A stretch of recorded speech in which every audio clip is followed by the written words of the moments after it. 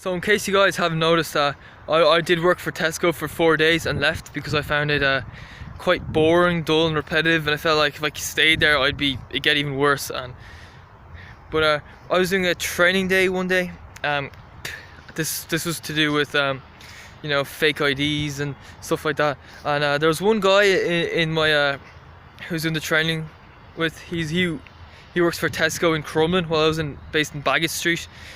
And he told me he works at Tesco Express, and I was talking to him about like how do you know if somebody's giving you a fake ID or not, or how do you know if they're over 18 or whatever. And he said, oh, he knows, I know everybody whoever comes in there because I've been living in Crumlin for years.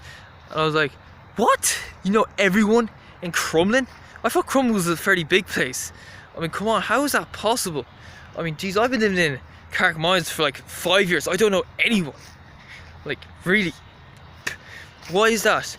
Why is it that I don't know everyone, but this guy knows everyone? And I'd say Crumlin's far bigger place than Carrickmines, by the way, in terms of population. It's because Crumlin's more of a working class area.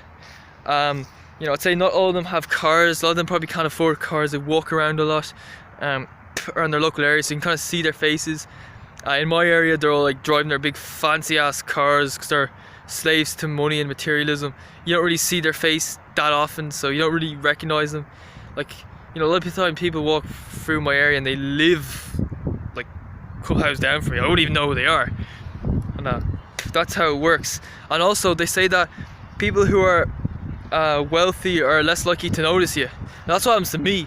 I'm like invisible around my local area and nobody knows who I am.